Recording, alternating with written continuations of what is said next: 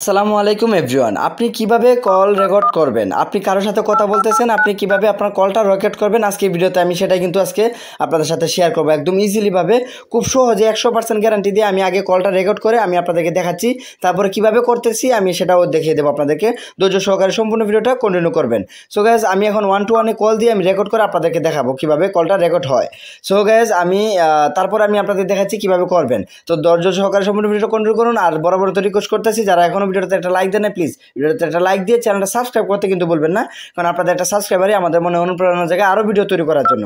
So guys দেখেন আমি এখান থেকে যদি 1-to-1 কল দেই, কল দেওয়ার পরে এখান থেকে দেখেন আমি কলটা রেকর্ড কল দিয়ে আমি কলটা কিন্তু রেকর্ড করলাম। এখন কলটা হচ্ছে কি আমি রেকর্ড যে করছি সেটা আমি পাবো কোথায় আগে দেখে নিই, তো কলটা রেকর্ড হয়েছে কিনা সেটাও দেখে নিই। আমি এখন ফাইল ম্যানেজারে চলে যাবো, আমার মেমোরিতে ফাইল ম্যানেজার বা ফোন সেটের যে মেমোরি আছে ফাইল ম্যানেজার। সো সেটাতে গিয়ে এখানে অডিওতে যদি ক্লিক করি, জাস্ট এখানে অডিওতে যদি ক্লিক করি, অডিওতে আশা করি যে জাস্ট আমার মাত্র কলটা রেকর্ড হলো। এই যে দেখেন এখানে উপরে দেখেন, এই যে উপরে এটাই আমি এখন শুনে একটু। স্বাগতম। বেশি মানে বাংলা লিংক, কারণ বাংলা লিংকে দিচ্ছে বেশি মিনিট, বেশি জিবি আর বেশি মেয়াদ। সো গাইস দেখলেন যে আমার 1-to-1 কল দেওয়ার পরে কলটা কিন্তু রেকর্ড হয়ে গেছে। এভাবে কিন্তু আপনি যার সাথে কথা বলবেন সবগুলো কিন্তু রেকর্ড হয়ে যাবে। আবার এখানে আসলে আপনি ফাইল ম্যানেজারে অডিওগুলো আপনি শুনতে পারবেন। সো গাইস এটা কীভাবে করবেন সেটা করার জন্য অবশ্যই আপনাকে যেটা করতে হবে, আপনার যে কল সেন্টার কল ডায়াল প্যাডের যে অপশনটা আছে সেটাতে আসবেন। আসার পরে এখান থেকে আপনি একটু খুঁজে দেখবেন আশেপাশে আপনার কোথাও সেটিংসটা কোথায় আছে। জাস্ট এখান থেকে সেটিংসে এখানে দেখবেন যে এখানে সেটিংস আইকনটা পেয়ে যাবেন। আমার এখানে উপরে দেওয়া আছে সেটিংসটা, তো সেটিংসটা দেওয়ার পরে এখান থেকে সেটিংসে ক্লিক করে দেবেন। ক্লিক করার পরে এখান থেকে দেখবেন যে এই যে দেখেন কাঙ্ক্ষিত অপশনটা কিন্তু পেয়ে যাবেন।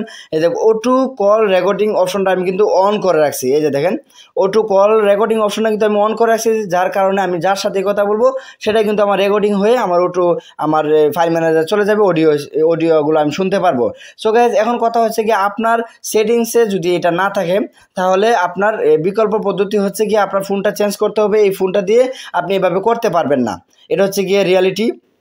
আপনার এখন বর্তমানে যে ফোনের মধ্যে আপনার হচ্ছে গিয়ে এই অপশনটা নেই তারা কিন্তু এই ফোনগুলো দিয়ে আর কথা রেকর্ড করতে পারতেছেন না। অন্য একটা ডিভাইস চেষ্টা করবেন যে কল রেকর্ড করার জন্য আপনি এটাকে সিলেক্ট করতে পারেন। এবং এখন তো অনেকেরই সম্ভব না যে আপনার হচ্ছে গিয়ে ডিভাইস চেঞ্জ করা, তাহলে আপনাকে কি করতে হবে, একটা অ্যাপ্লিকেশন আছে ওইটা দিয়ে ওইটা ইনস্টল করে আপনি কল রেকর্ড করতে পারবেন। ওইটা যদি আপনি চান তাহলে আমার এই ভিডিওর ডেসক্রিপশন বক্সে অথবা কমেন্ট বক্সে আমি লিঙ্কটা দিয়ে রাখবো, আপনি ওই আগের ভিডিওটা দেখে আসবেন। এটা আমি কিছুদিন আগে তৈরি করছি আপনাদের জন্য।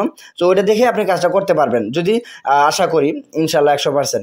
আর যদি এইভাবে যদি আপনার সেটিংস থেকে অপশনটা থাকে তাহলে তো আলহামদুলিল্লাহ আপনি ইজিলি করতে পারতেছেন। সো এতটুকুই ছিল ভিডিওটা, আশা করি বুঝতে পারছেন কীভাবে তৈরি করা যায়, কল রেকর্ড করা যায়। তো নেক্সট ভিডিও আসা পর্যন্ত ভালো থাকবেন, সুস্থ থাকবেন, আল্লাহ হাফিজ।